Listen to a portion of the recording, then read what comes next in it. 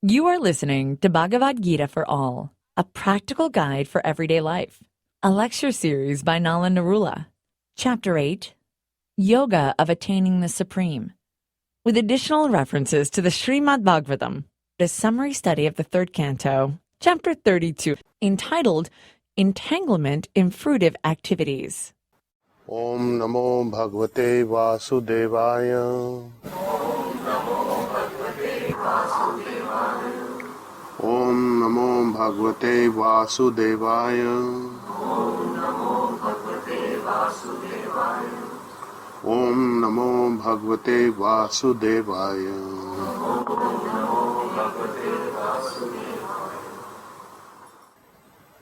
Last time we had completed chapter 8 of the Bhagavad Gita, and there was a very powerful statement at the end, the last shlok, text 28. And Lord Krishna is summing up the conclusion of how to attain to the divine. And he says, Vedeshu yagyeshu tapahsu chaiva daneshu yat punya phalam pradishtham atyeti tat sarvam idam viditva yogi param sthanam upeti cha adyam. This is a very important step in understanding.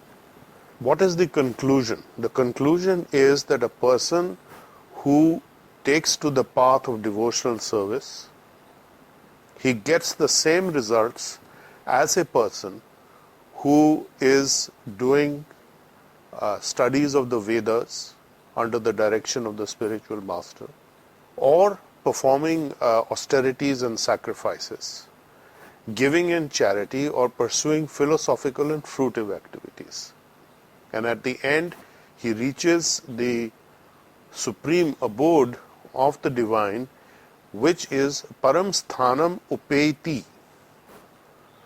Upeti means peacefulness. So this is a reference to the Vaikuntha planets, where there is no kuntha, there is no lamentation, there is no distress. So there is peacefulness. All other activities are going on, but there is peacefulness also, which is missing in this space. So what I would like to do is to explore this a little further. And if you look at the Srimad Bhagavatam, which is the cream of the Vedas, the conclusion, the highest knowledge possible, the Bhagavad Puran. So in the third canto, in the 32nd chapter and text 41, Lord Kapil is addressing his mother Devahuti. We will get to the story of Lord Kapil in a bit. And he says, Shraddhanyaya bhaktaya vinitaya anasuyave bhuteshu kritta metraya sushrusha abhiratya cha. So the key word is, well, let me give you the translation, that one should instruct only the faithful, devoted person who is respectful to the spiritual master and without envy, friendly to all kinds of living entities, and eager to render service faithfully and with sincerity. So if we go back to the beginning of 332, the first text, Lord Kapil is actually instructing his mother. The story of Lord Kapil is that Devahuti is the daughter of Manu. She married Kardama Muni. And Kardama Muni was a very elevated soul, but he had some duty left towards Devahuti, and she was very interested in experiencing sex life. So Kardama Muni expanded himself into nine persons, so that he could fully satisfy that desire of Devahuti. And at the end of a certain amount of time, and they got 9 daughters were born out of those unions. And at the end of those 9 daughter being born, Kardama Muni wanted to leave the household ashram and retire into a meditative situation. So Devahuti was agreeable, and but she also asked him for a boon. Give me the strength to tolerate your absence. I understand that you need to do this for your spiritual development, but give me the strength to tolerate your absence. So he told her that the Supreme Personality of Godhead will appear in your womb and he will instruct you. So that is my gift to you. My boon to you is this. And so Kapil Muni was born. And Kapil Muni, on being born, he left the home, and before he was going, his mother asked him for guidance and instruction. So he is now instructing Devahuti. And it's highly relevant and instructive to what text 28 of chapter 8 says. And in fact, chapter 6, 7 and 8, we can look at the 332 of the Bhagavatam as a advanced, deeper knowledge. So I think it would be good for us to discuss this, because this is a question that comes up with household people and householders. How do we live our lives with the divine aspect, and how do we manage things? So this chapter is entitled Entanglement in Fruitive Karmic Activities. And Lord Kapil starts by addressing Devahuti and saying that a person who is living in household life, he is getting material benefits by performing religious rituals, which has been a discussion we've been having for quite some time. And thereby he fulfills his desire for economic and social and sense development and gratification. And he constantly keeps acting in that way. In other words, there is no release, because the person is very involved that I must do this to get a materialistic gain and benefit. So it is like an addiction. So he cannot leave this. So therefore he keeps taking birth again and again, simply because he is performing these result-oriented activities which create future consequences for which he has to return to the material world. So it is clear, Krishna has said also in the Bhagavad Gita that those who want material benefits quickly, they approach the demigods. So now Lord Kapil is telling his mother the same thing, right? And then he says that such a person, in 332.2 of the Bhagavatam, he says that such people are always devoid of devotional service. They can't get into devotional service. It's not possible for them, simply because they are too attached to sense gratification. I want this, I want that, I will approach this demigod, I will take this vow, I will do this sacrifice, and so on and so forth. So they are not interested really, because they are wanting, I want immediate benefit, quickly. And because they are attracted to sense gratification and devoted to the ancestors, the forefathers, the devatas, they can go to the moon planet and drink somras, enjoy themselves. It's a very kind of an intoxicating, elevating, it gives you a high, and it's the soma juice is supposed to give you long life and health and wellness and so on, including this intoxication effect. And he goes on to say that all the planets, including the heavenly planets, all those in the material zone, including the moon, are destroyed once Hari, Supreme Personality of Godhead, goes to Anantashesh and goes there and lies down in a meditative state. And those who are intelligent and whose consciousness is purified, they are completely satisfied in this devotional service aspect. And they become freed from the modes of material nature. They do not act for sense gratification, but they are situated in their dharma, in their occupational duty, and they act according to that. So acting according to your occupational duty, whatever situation you are in life, is recommended, but with a sense of detachment. And the result of executing one's occupational duty is acting with detachment without having the sense of ownership, proprietorship. And if you go to the fourth principle of, the third principle of Reiki, which is just for today I shall not anger, we had discussed that the anger is coming out of a sense of proprietorship, which is unfulfilled by results or by actions. So when a person thinks that, I have got to achieve this and my desire, my orders, my wishes must be fulfilled, aham, the ahankar aspect comes, I am in that position of proprietor, then that false ego situation interferes with this. When you fulfill your dharma, your occupational duties with detachment and without this sense, how do we do that as healers? We leave the results to the divine. It's not our responsibility. Our only responsibility is to do whatever we can to achieve our goals, which is the fourth principle of Reiki. Just for today, I shall do my work honestly. So, honest endeavor, honest work, and the results are not in my hand, ever. The results are coming elsewhere. Somebody else decides.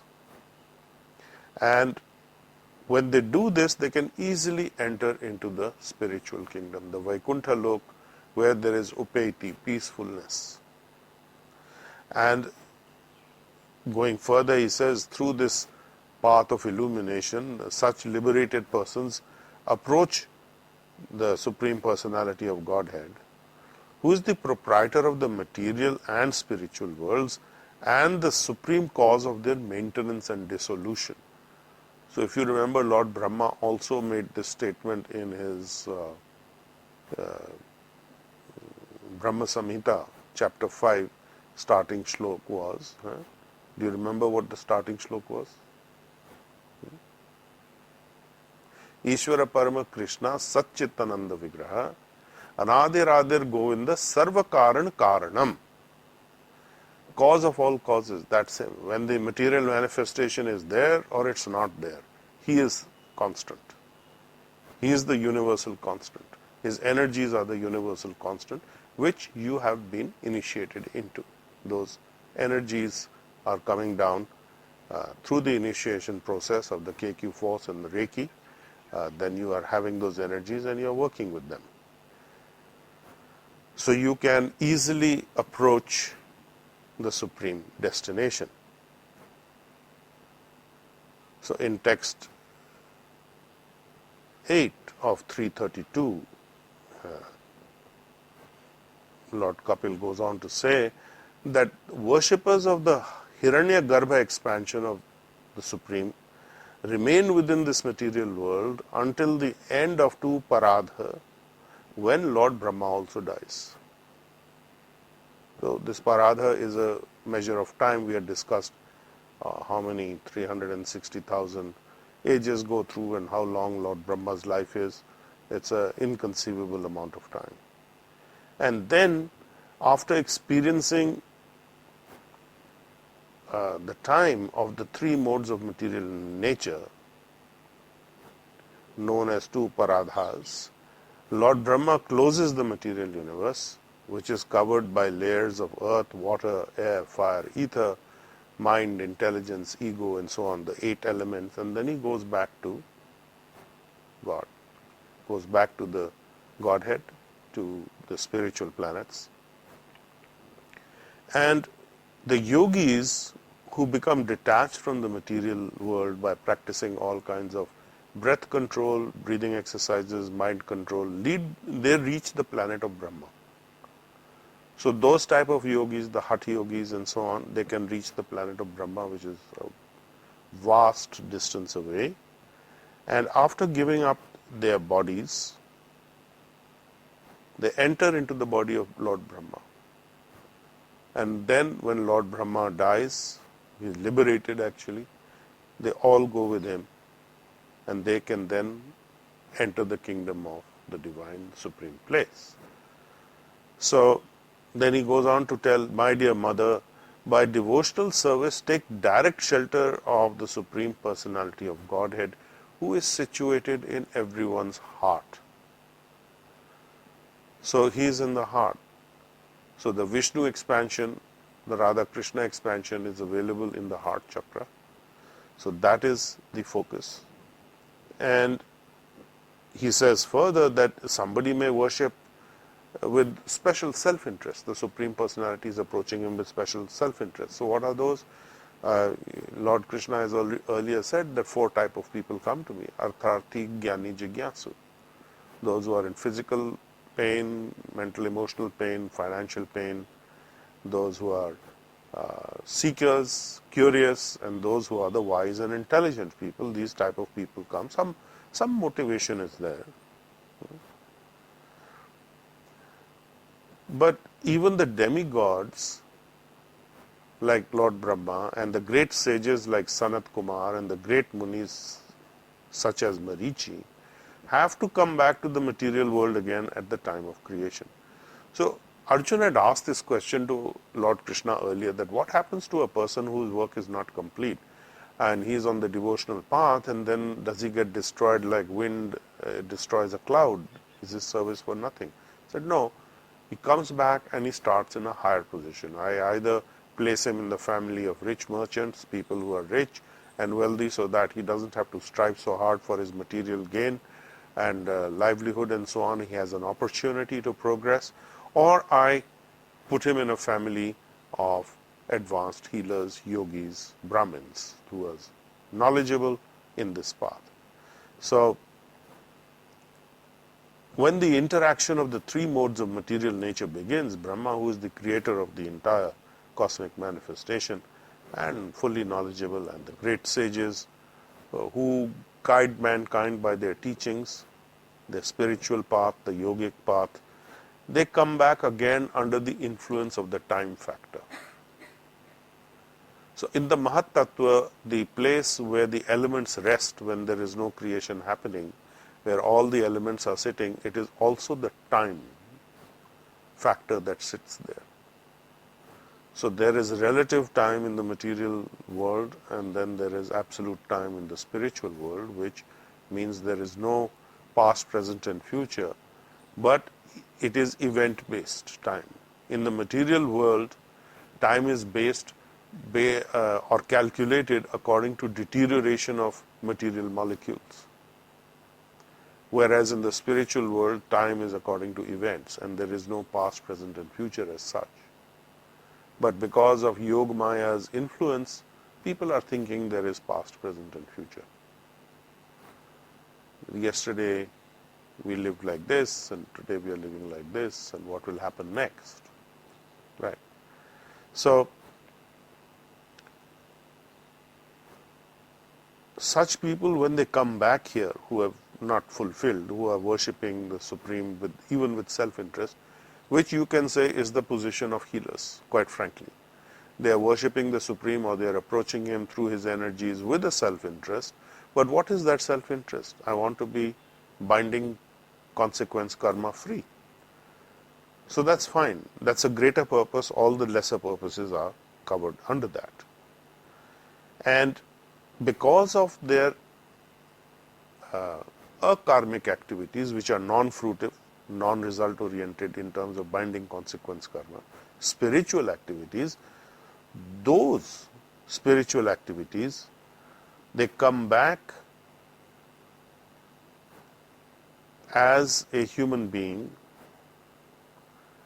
and they come back in the human form, the Purusha form, and at the time of creation they come back in the same forms and positions they previously had, so you don't lose anything. So this is again Kapildeva giving a more detailed expansion of what Krishna had told Arjuna, that a devotee is never destroyed. And then he goes on to say persons who are very much addicted, again the word here is used, addicted, into the material world. He wants the material pleasures, so therefore the demigods are there. And who execute their duties very nicely and with great faith, they perform this duty with attachment to the fruitive result. And because of the modes of passion, these people are always full of anxieties, aspiring for sense gratification due to the uncontrolled senses. They are worshipping the forefathers and are busy day and night improving the economic condition of their family, social or national life. Everything in society I must do, and they are very busy with that. Such people are called Traivargik because they are interested in the three elevating processes. They are averse to the Supreme Personality of Godhead who can give relief to the conditioned soul. They are not interested in the Supreme Personality's activities and pastimes, which are worth hearing. Those pastimes are worth hearing because of his transcendental activities and his prowess and his abilities. And by listening to those, one is elevated also to the spiritual level. And then he goes on to say something which is pretty harsh in one sense, and that is in text 19 of 332 of the Bhagavatam, that such persons are condemned by the supreme order of the Lord because they are averse to the nectar of the activities of the Supreme Personality of Godhead, and they are compared to Purisham with bhuja. With bhuja are stool-eating hogs, pigs. Purisham is stool, Purisham. And with bhuja, these are the animals that eat stool. So that is what it is compared. Nunam daivana vihata ye chauchita katha sudham hitva shrinvanti asad gata purisham iva vitta bhuja. Certainly by the order of the Lord condemned vihata, those people also are by Achyutya, one who never falls, the infallible Lord, God, Supreme, Krishna, or any of his expansions, his Swayam avatars, Swayantra avatars, Katha Shuddham, the nectarian stories, Hitva, they have given up. Shrinvanti, given up to hear, Shrinu, to hear. Asat Gata, they rather spend time listening to stories about the material people. They're more interested in gossip, they're more interested in what's happening around, what this one said, what that one said, and materialistic, attractive stories. And these people are Purisham Eva Vitta Bhuja. Even means like Purisham, stool, Vitta Bhuja, stool eating animals, pigs, hogs. Okay. And then some people eat the hogs also. So, okay. So this is considered to be a very disruptive and abominable activity, and that such materialistic persons go to Pitralok, who now people are worshipping during the Shraddhas, right? And they are allowed to enter the planet called Pitralok, that by the southern course of the sun. But they come back again and take birth in their own families, beginning again the same repetitive, fruitive activity from birth to the end of life. Now this is a prison sentence, actually. And when the results of their pious activities are finished, they once again fall down by this arrangement, and this is a higher arrangement. There's nothing to, they can do whatever they like, they'll still come back, because they can go to the demigods and hope to go to higher planets permanently, but they don't last out. So a higher arrangement than them is this arrangement of the Supreme Divine, and again they are coming back. And then suddenly they are raised to a high position and crash again. So it is constant recycling. So then he tells his mother, my dear mother, I therefore advise you to take the shelter of the Supreme Personality of Godhead, for His lotus feet are worth worshipping. And you accept this with devotion and love so that you can be situated in transcendental devotional service to the Divine. Seva. And in this, it is possible to advance in this seva once you engage in seva to Krishna. It makes it possible to advance in knowledge and detachment as well as self-realization. So if as a healer you're still engaged in running after material benefits through demigods, you'll end up in this kind of position.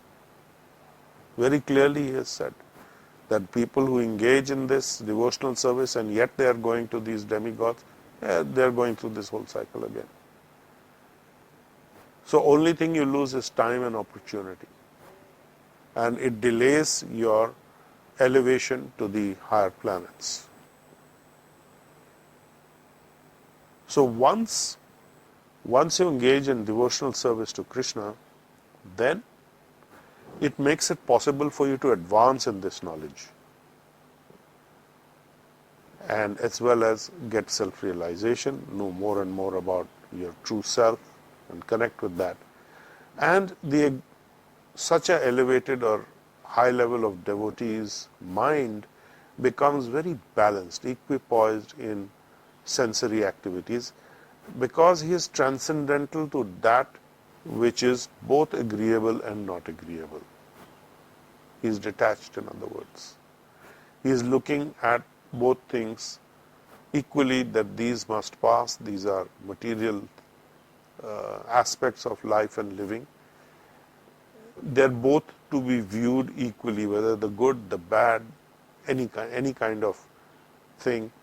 They are all something you have to go through, get through, and not get entangled in. So he stays above that while going through it also. So this is detachment. Because of this intelligence, which is realized intelligence. So Krishna has told us earlier there are two types of knowledge that you must have. One is acquired knowledge and the other is realized knowledge. So when the person is full of this transcendental knowledge, he is not contaminated by these material considerations and he does not see anything as superior or inferior. And he feels that he has been elevated to the transcendental platform of being equal in qualities with the Supreme Person, which is the nature of the soul. But the Supreme Personality of Godhead alone is complete transcendental knowledge.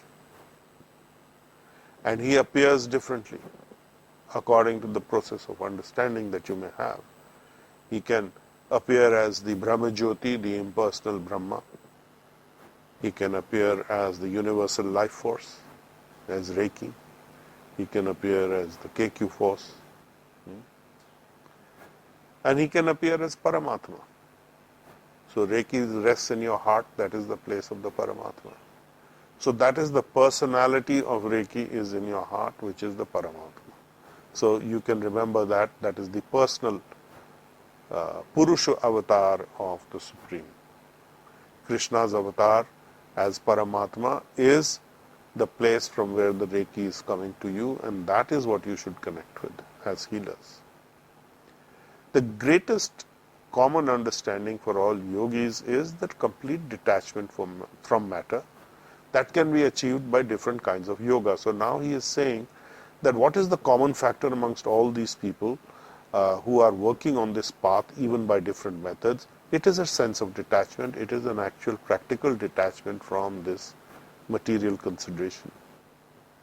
Those who are averse to this transcendental energies or this understanding, they are realizing the supreme absolute truth differently through speculative sense perception, through Sankhya Yoga, analytical study.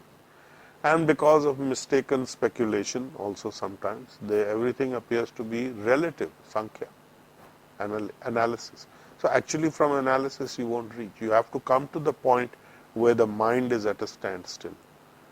The Bhagavatam, the first slok of Bhagavatam is about how now you are studying Vedanta. You come to the end of knowledge. So that has two meanings. Vedanta means where knowledge ends and realization starts. And Vedanta also means the highest conclusion of knowledge. So the highest conclusion of knowledge is by realization. Okay? And by listening openly, submissively, in mode of acceptance, without envy.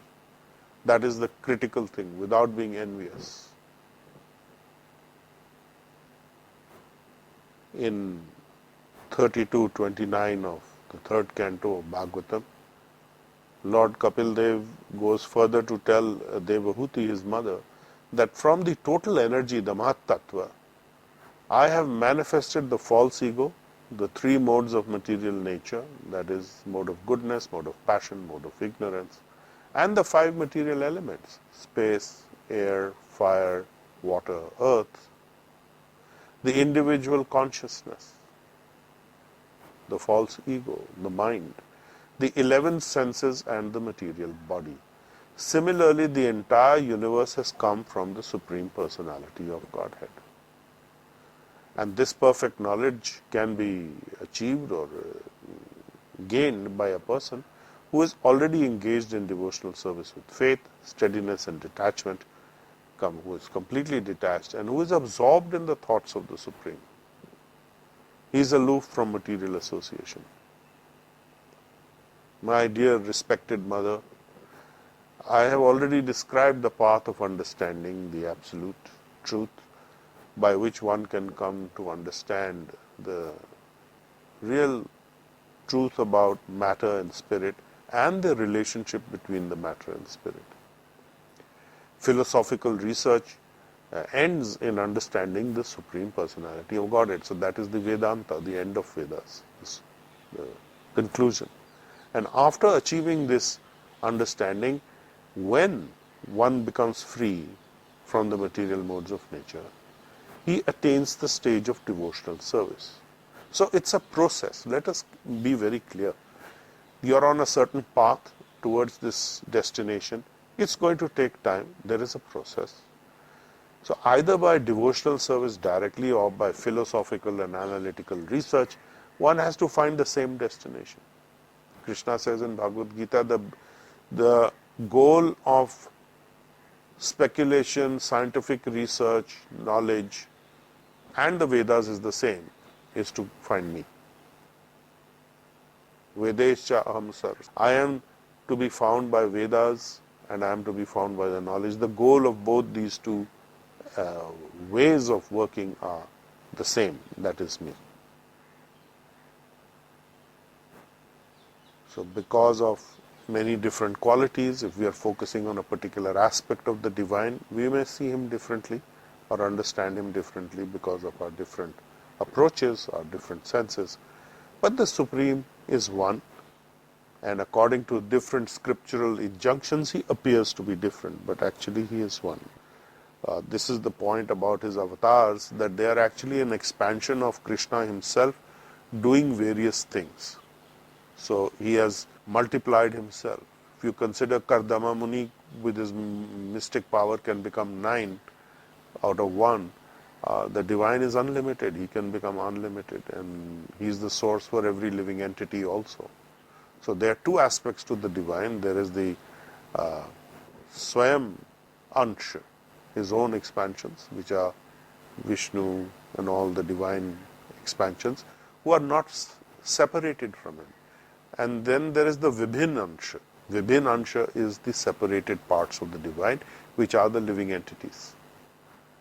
They are not him fully. They are separated, they are little pieces of the divine, you can say. Small particles, very tiny atomic particles of the divine, separated from him. They have their individual capabilities. By merging into the Brahma Jyoti, you do not become divine. It is just a demoniac thought. It's not the same thing. In texts 34 to 36 of the 32nd chapter of the third canto of Bhagavatam, Lord Kapildeva goes on to say that by performing fruitive activities, Karam Kand section, and sacrifices, distributing charity, performing yagyas, austerities, studying various literatures, the Vedic literatures, conducting philosophical research, by mind control, subduing the senses, accepting the renounced order of life, the sannyas and so on, by performing prescribed duties of one's social order by the different divisions of yoga practices, by performing devotional service, by exhibiting the process of devotional service that have the symptoms of both attachment and detachment. So this is the whole range. By understanding the science of self-realization, by developing a strong sense of detachment, one who is expert in understanding the different processes of self-realization realizes that the Supreme Personality Godhead, as He is represented in the material world as well as in the transcendental. So by looking through this whole process, going through this whole process, by experiencing it, by developing in this area, one who is expert actually understands by realization, by self-realization, who the Supreme Personality of Godhead really is. So Kapildeva then tells his mother, I have just explained to you the process of devotional service and its identity in 4 different social divisions. So those are the social divisions: the Brahmin, the Kshatriya, the Vaishya, and the Shudra. He goes on to say that I have also explained to you how eternal time is chasing the living entities. So time is compared in Bhagavad Gita also as the snake that devours the duration of our life. That is also Krishna.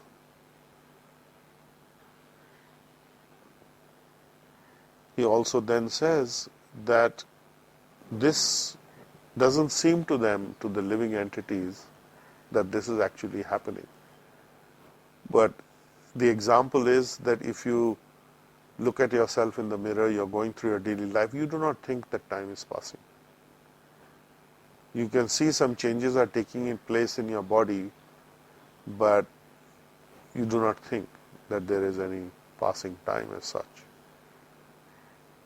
And people can tell you, you're looking now different, but it is not at the top of your mind that time is passing, that the duration of my life is reducing. That doesn't come up to anybody. Till you're very old also, you're thinking you're living forever. I'll continue. Nothing will happen to me. Huh? But we all know something will happen, right? Body will come to an end. So there are varieties of material existence for the living entity according to the work they perform, in ignorance or forgetfulness of their true identity. And so, my dear mother, if anyone enters that forgetfulness, he does not understand where his movement will end. Kahan pe khatam hoega? Where will this end? Where will it take him? It is a constant recycling. The shlok is na veda, the end of the shlok is na veda gatim atmana. He does not understand what is the end of his movement. Where is he going to rest, in other words? In the material world, there is no rest. There is no place of permanent safety and security. If you are living in a certain part of the world or the country here, you are thinking, this place is safe or secure, my home is safe or secure or not, let me move to this place which is a more secure place. But there is no security anywhere. You are constantly going to have to move around. Because you are in the ignorance or forgetfulness of your true identity, you don't really understand what is your resting place. In 32-39, Lord Kapil says, this instruction is not for the envious. Those who are envious, this instruction is definitely not for them. It is not meant for those who are agnostics or persons who are unclean in their behavior, nor is it for hypocrites, nor for persons who are very proud of their material possessions. The 39th text. Na etat khalaya upadishat, na avinitaya karhachit, na stabdhaya, na bhinnaya, na eva dharma dhvajaya cha. This is not for the khalaya, for the envious. The upadeshit, this teaching, not for the avinitaya, the agnostic, who have no faith or belief in the Supreme. It is not to be given to the proud, the stabdhaya, not to the bhinnaya, to those who do not know how to behave, uneducated, misbehaving people. Nor is it for the dharma dhvajaya, the hypocrites who pretend to be following the principles of dharma, but actually they do not. So none of this is meant for them. So this cannot be instructed and should not be instructed to such people. He goes on to say it should not be instructed to people who are too greedy, who are too attached to family life, not to persons who are non-devotees, and not to those who are envious of the devotees of the Supreme Personality. So many restrictions. Do not instruct this. Why? Because it is like feeding milk to a snake. The poison becomes stronger. The venom becomes stronger. So when people are faithless, when they have no idea of what is their relative position, what is the position of the Supreme Godhead, they're envious, they're very attached, they're very into worshipping the demigods. Don't instruct them, because they are not going to understand it. They are not going to benefit at all. So the instruction, to whom should it be given? It should be given to the faithful devotee who is respectful of the spiritual master, who is not envious, and he is friendly to all kinds of living entities and eager to render service with faith and sincerity. This is a very important shlok for a number of reasons. All the shloks are important, but this is specifically a little more important in reference to what it is talking about. This is Srimad Bhagavatam, Canto 3, 32nd chapter, the 41st shlok. The faithful devotee who is respectful, non-envious to all living entities, and he is eager to render service. Now, if you look at this, this is a precise description of what you do as healers. Is it not? Yeah. So, you are perfectly placed, provided you get out of this fear, I must worship demigods for benefits. That is the key. That's why I say it's very important. You must respect the demigods for what they have a mandate for what they are doing for the entire creation. But we do not worship them at the same level as the divine. We do not approach them for benefits. We are not caught up in the Karam Kand section. So the Karam Kand section is out as far as elevated devotees are concerned. Now, do not artificially think that you are elevated. And here the whole instruction is given in this chapter as to what happens to people who are connected to the divine, who are working in that way, and yet they are involved with the Karam Kand aspect. So they'll also benefit, but they'll have to come back once more. So that is not an issue. But I would advise you to study this chapter thoroughly and understand it, and maybe we can discuss it at some other time. So we are coming to the end of this chapter. So this instruction should be given by the spiritual master to persons who have taken the Supreme Personality of Godhead to be more dear to them than anything, who are not envious of anyone, who are perfectly cleansed and who have developed detachment for that which is outside the zone of devotional consciousness, outside the zone of devotional service. And then finally, anyone who meditates upon me with faith and affection, who hears and chants about me, surely goes back home, back to the supreme destination, to the Vaikuntha place, to the planets of the divine. And that is very, very important to understand. Go to the place where there is upeti, peacefulness. 28th slok of chapter 8 of Bhagavad Gita is the conclusion, and this is the expansion of that slok. The 32nd chapter of the 3rd canto, which has 43 sloks, where Lord Kapil is explaining, this is an aspect of his explaining to his mother, the expansion of the 28th slok of the 8th chapter of Bhagavad Gita.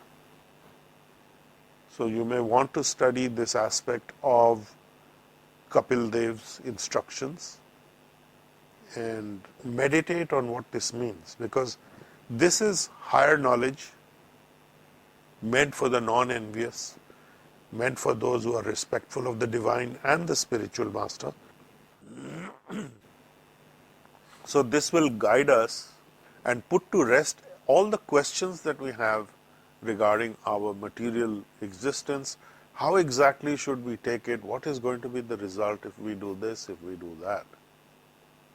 So I think this is so beautifully explained by Kapildev, and of course this is a commentary, synoptic commentary, which I have given you based on Bhaktivedanta Swami's teachings in this.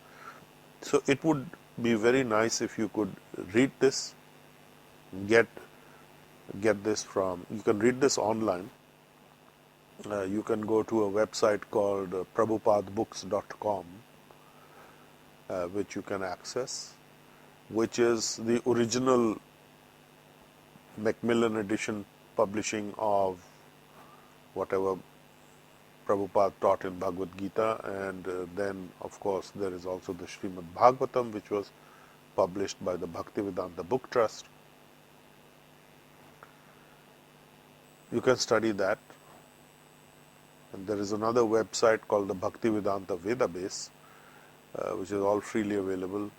That has some changes to the original commentary or the understanding of what Prabhupada has said.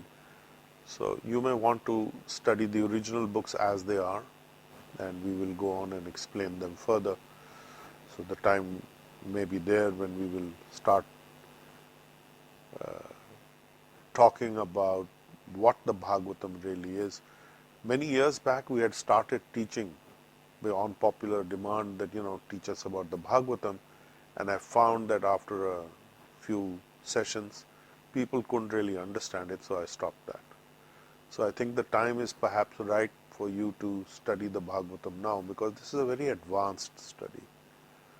So it is based, the foundation for the Bhagavatam is the Srimad Bhagavad Gita. So when we understand what the teachings of the Bhagavad Gita are, we are also practicing and living that life, is when you can actually understand Bhagavatam. So by scholarly understanding, there is no understanding of Bhagavatam. It is only through engaging oneself, being a practitioner in the process, that you can actually understand what the Bhagavatam is. Otherwise it is a closed book. You may as well be a parrot or a recording machine just mouthing the words, and you have no understanding. So we will conclude here today. This is the expansion of the 28th text of the Bhagavad Gita, chapter 8, concluding that chapter of attaining the Supreme, and we have been hearing what Lord Kapil has to say to his mother Devahuti on this subject. Very, very detailed and powerful expansion of the knowledge.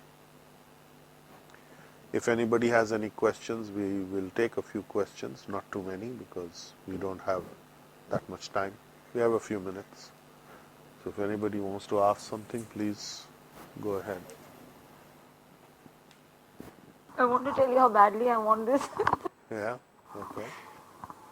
Thank you so much, Master. There's such a beautiful day we had today, and it's so surprising because I came with all these doubts, and you know, I thought you'd conclude on the chapter 8, and I'll ask you all that I've been trying to practice over the months now, and this is so beautiful because, as you said, that this detachment thing it's coming naturally, and I'm aware, being so aware of how I'm now, over the months. I think in the last 4-5 months, I can see that now I'm detaching, but I didn't know what to do. I mean, So now I you know what to needed do? you to link that because I'm noticing that because of my habit of always looking for that pleasure in the activities I was doing, I am now getting confused between this detachment and why I'm not enjoying myself in the way I used to think is called enjoyment, which was always very, very small and would never be satisfying continuously. And maybe that's why, and because I was not comparing it with the right thing. Detachment, the result of detachment is maybe something else which I'm now living it, and I needed you to define it for me. Not that pleasure which we get by just eating and then not being satisfied, or doing an activity, being successful and not being able to take that success or that happiness or that pleasure throughout, which is the misery and pain. So I think that I was noticing is one issue now that's coming up, and I can't recognize what to do with it. So when I detach, I'm seeing it naturally happening. I don't think I'm doing it too consciously, as in forcing it. I can see that that's what's happening, I think. Detachment really means that you're not result oriented in the sense of being a Yeah. proprietor. But nobody is saying that you shouldn't enjoy it. No, I'm really trying to understand why. I think maybe because it's, as you said, also a process. I don't mind. I'm going to No, work also on there it. is some I'm idea. aware of the fact that I want to check on all my activities, and it's happening naturally because I think because I'm also following whatever, I mean, I think I've picking up from the Bhagavad Gita, and I think that naturally when I'm being aware of all my activities, there's some that I notice there's no use. It makes no sense to do certain things, or don't run after the results for those things specifically. That all of a sudden I see there's some space. I don't know what to do with that space. What kind of space? I think something like nature, which has always been my uh, you know where I connected Yeah. Okay. to nature for quite some time now. Oh no, I'm not bothered now. It's not bothering. It's not like in my life I have no pain. I feel like I did 1 year back. Somehow I feel. Detachment means basically the way to test whether you're detached from something is that there's no sense of loss. Huh, If there's no sense of loss, you are detached. Attachment is when you are having a sense of loss and gain. huh. When you are thinking I'm detached means I'm indifferent, that's not it. Okay. Detached doesn't mean I'm indifferent. Detached means I'm doing what I need to do according to what I have to do.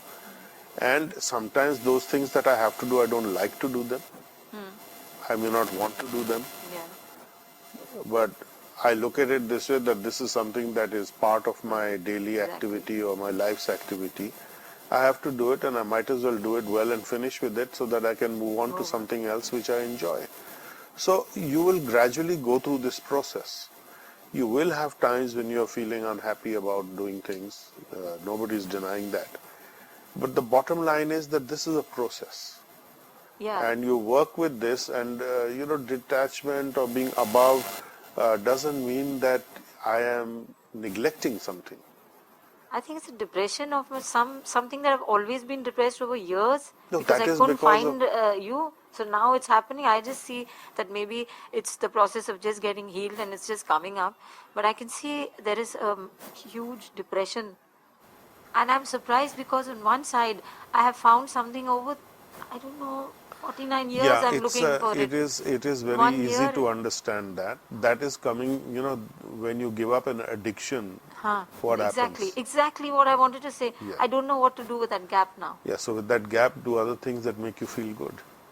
Yeah, that's what I said. It's so much of a repetition of what I did uselessly that suddenly now it's not there. And so there's So that then you gap. have extra, so that's how time expands. We went for this holiday and I was noticing that I'm so fond of being in nature. It gives me that high which I feel is a very pure thing.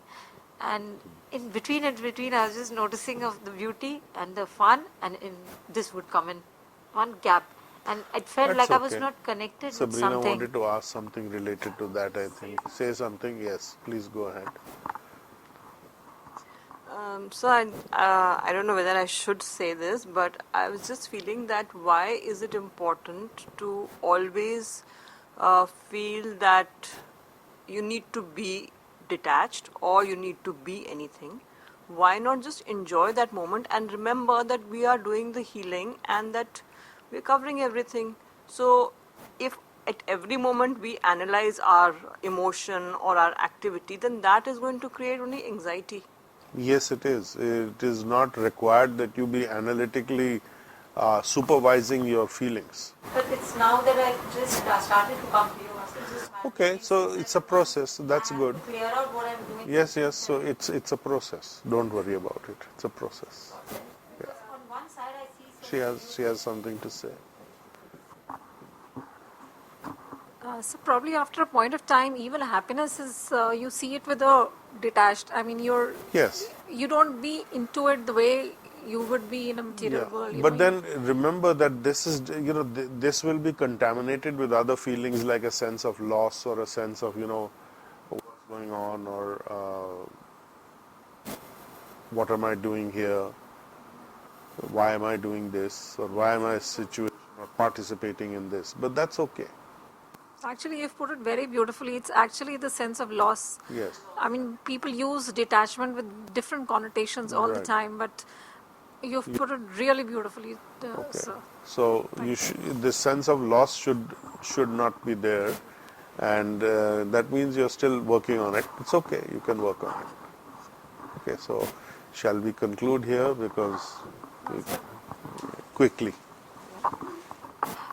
talked about her for a long throughout the chapter, and I don't know why I like you to talk about it all the time, because I think that's my focus of being able to know if I'm okay, because you said that we must also be aware, use the word vigilant last time, so I keep saying that I have to keep checking if what I'm doing Devotional service, when you are healing everything that you are doing, that is devotional is service. service. And you keep in mind that the Supreme is in your heart. The Supreme Person is there. He is the source or the channeler of the Reiki energy and the KQ force energy. And it's coming from the divine. That divine person is manifesting. More and more you connect with him, the more and more he will manifest. And you will get guidance. There will be times when you will play hooky, so to speak. You'll run off here and there. But then you'll come back. It's all right. So don't worry about it. So we will conclude here today. So we have studied an expansion of chapter 8 of the Bhagavad Gita. And in the Bhagavatam, we have studied the 32nd chapter of the 3rd canto also of the Bhagavatam as an expansion of the conclusion of chapter 8 of the Bhagavad Gita, which is attaining to the divine. And we will now next time study the next chapter, which is the royal confidential knowledge.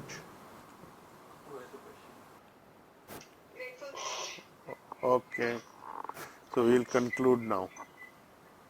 Om Namo Bhagavate Vasudevaya.